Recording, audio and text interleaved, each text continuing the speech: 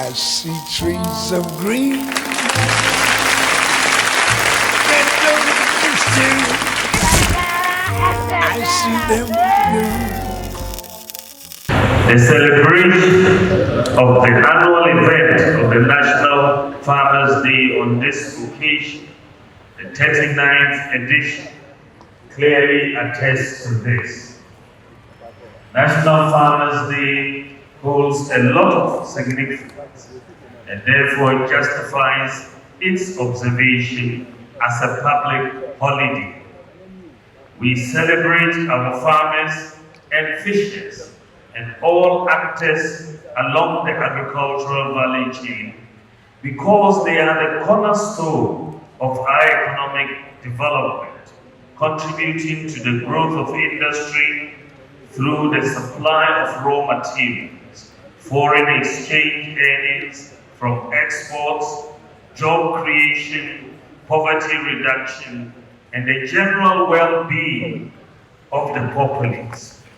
On this occasion, we equally applaud all agricultural staff and allied agencies and our development partners who help to advance the government's agenda to modernize and transform the agricultural sector.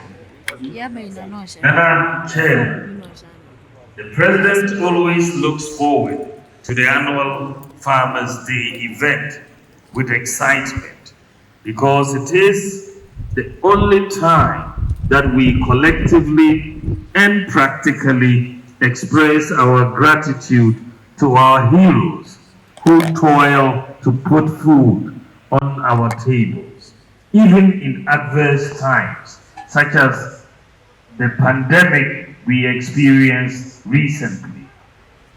Creating this awareness about those sustaining the agricultural sector fosters a sense of unity and public appreciation, key elements for inspiration and motivation to strive for excellence.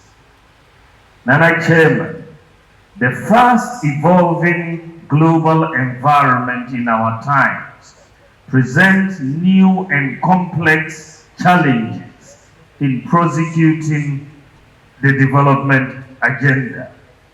As we celebrate our heroic farmers and co-actors in the agricultural value chain today, Farmers' Day must be an occasion to remind ourselves that the new dynamics call for new strategies in order to realize our goals of food security and resilience, job creation, poverty reduction, and prosperity.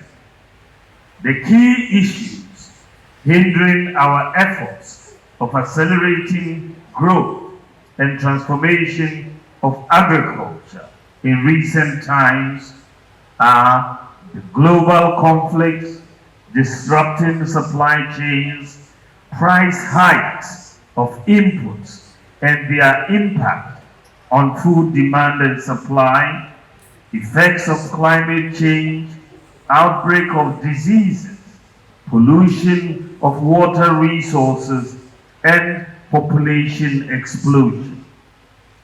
These threaten our very sustenance as a people, and therefore calls for bold and decisive decisions and innovative strategies to neutralize the drawback effect on developing agriculture. Madam Chairman, Ghana's experience on the agriculture front in the past 6 years demonstrates government's unwavering commitment to transform the sector and place it on a sound footing of accelerated development. These efforts that government has put in since 2017 have yielded notable success through the flagship program, Planting for Food and Jobs initiated in 2017. You will all recall that when you look at Ghana's agricultural growth between 2013 and 2016, in fact, it was a declining story. Average growth of agriculture between 2013 and 2016 was 2.9%. 2013 to 2016.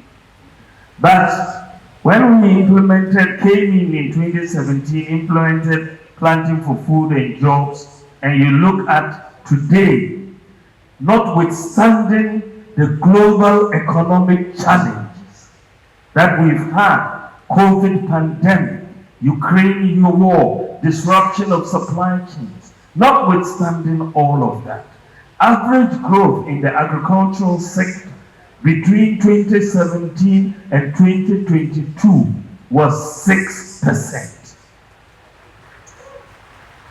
2.9% between 2013 and 2016, and 6%. We've doubled agricultural growth, notwithstanding. So we must be doing something right. It's not that we have done everything, but we've doubled what the growth rate in agriculture that we came to meet. And so, the significant increase in the growth rate enhanced school food security, increased job opportunities across the agricultural value chain, and supported emerging industries with raw materials, among others. The Planting for Food and Jobs program reached over 1.5 million farmers and resulted in a significant increase in productivity of some staples. Yields for maize production increased from 1.8 metric tons per hectare in 2016 to 3.3 metric tons per hectare by 2022. That for rice increased from 2.9 metric tons to 4.5 metric tons per hectare during the same period. Signana Chairman, some other interventions were also initiated under the Planting for Food and Jobs program to increase food security and resilience. These included poultry development to reduce meat imports, mechanization to reduce drudgery, and irrigation to enhance all-year-round farming and combat climate change effects. For example, under mechanization, some 1,600 farmers benefited from a variety of machinery and equipment imported from Brazil and the Czech Republic. The government also embarked on the construction of both large and small-scale irrigation projects. Together, the interventions in irrigation that we have made are expected to develop over 7,000 additional hectares of additional land to the current 16,909 hectares of public irrigation schemes for crop production. The expected benefits of bringing this amount of irrigable land to use includes sustainable food security, enhanced farmer incomes, reduce imports, and increase food export and job opportunities. Nana Chairman, all those significant successes have been achieved over the 6 years of implementation of the Planting for Food and Jobs program. There is still a lot that can be done to enhance productivity and improve efficiency along the entire agricultural value chain using smart solutions. It is in this context that the theme of this year's Farmers' Day, which is delivering smart solutions for sustainable food security, is very relevant. It encapsulates the new and strategic approach for propelling Ghana's agriculture onto a higher plane. We all know that our agriculture, which has largely been rain-fed, is very risky because the environment is unsafe. And in moving in this direction towards smart solutions is to bring predictability and precision in agriculture. This is where we are going. So you want to apply all the tools of the fourth industrial revolution, digital tools, artificial intelligence, satellite, big data, sensors, all of that to bring to bear as technology to enhance agricultural productivity. In the 21st century, technology abounds and can be accessed easily. There is therefore no excuse to continue with farm methods and practices that militate against achievements of sustainable food security and resilient food systems. Some of these smart technologies adopted in our agricultural system include development and dissemination of improved climate-smart crop varieties and animal breeds, design and application of efficient irrigation systems with solar technology, adoption of conservation agriculture, application of precision agriculture with the use of drones, soil test kits to inform appropriate use of soil nutrients, improved market information, and the use of digital platforms for trading, improved storage systems and technologies to reduce post-harvest losses and increase value addition. What is very interesting in terms of application of technology, I am very encouraged by our universities and the research that is taking place in our universities. The Vice Chancellor of UMAT just told us about their research that allows remote injection of fertilizer into our soils from the home of the farmer using their mobile phone.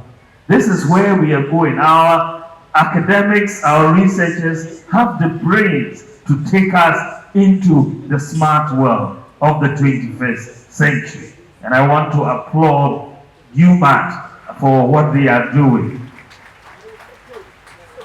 Nana Chairman, following a thorough review of the Planting for Food and Jobs rolled out since 2017, the Ministry of Food and Agriculture, under a very dynamic new minister, Honorable Brian Achampo, has developed a successor and second phase of the program known as Planting for Food and Jobs 2.0. The new program, which is currently in the early stages of implementation, was launched by the President in August this year in Tamale. The Planting for Food and Jobs 2.0 program holds a lot of promise for the food and agricultural sector, given the valuable lessons learned from the past. It is a 5-year strategic intervention that marks a major shift from the input subsidy program to a smart input credit system. The program is designed to deliver smart solutions to catalyze growth and transform the food and agricultural sector. The input credit system is the main vehicle for realizing the national aspiration, as it will expand opportunities along the agricultural value chain by ensuring a strong link to a structured market under the program.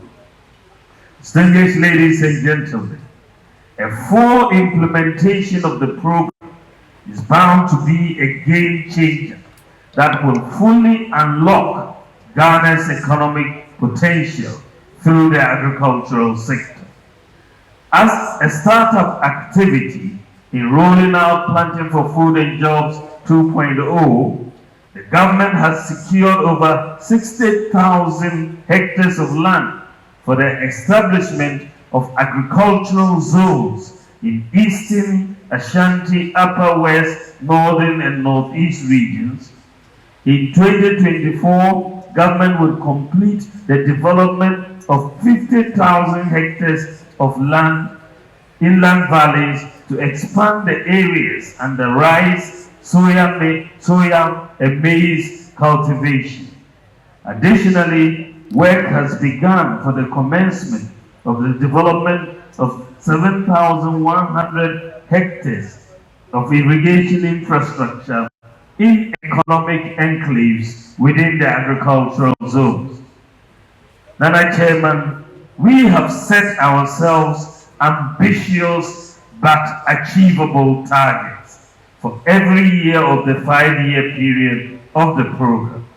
For example, we expect to increase our self-sufficiency of rice from the current level of 48% in 2022 to 72% by 2025 and 106% by 2028, and poultry from 5% in 2022 to 22% by 2025 and 111% by 2028.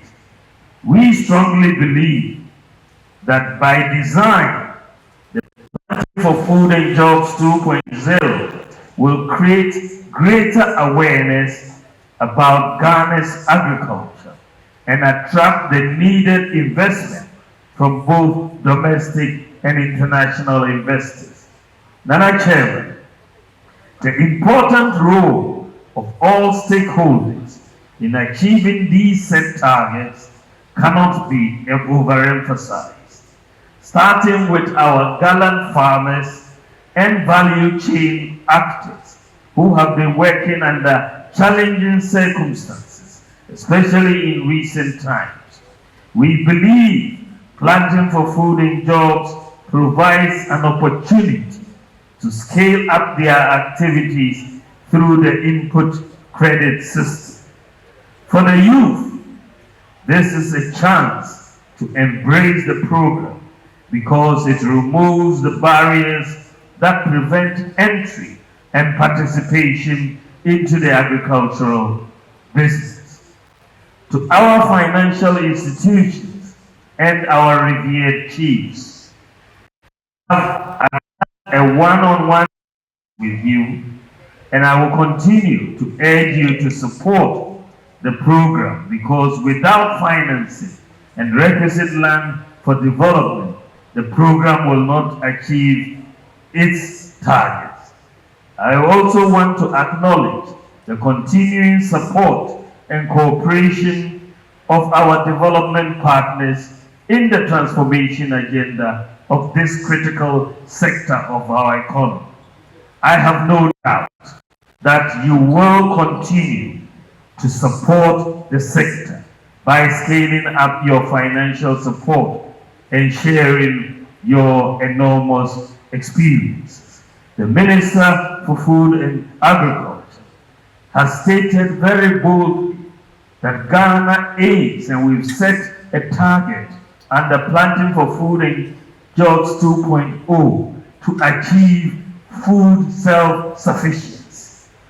That is an ambitious target. Make no mistake about it. It is ambitious. But by the grace of God, it is possible. It is possible. It is possible. And we will work hard to make it possible. On this note, I want to thank you all who have worked with the Minister for Food and Agriculture to bring Planting for Food and Jobs Phase 2 to implementation stage. And rest assured that we are firmly on the right path. I once again say Ayiko to our cherished farmers and fishers and all agricultural value chain actors for your unwavering commitment to the cause of transforming Ghana's agriculture. I thank you for your attention. God bless you and God bless our homeland, Ghana. Thank you very much.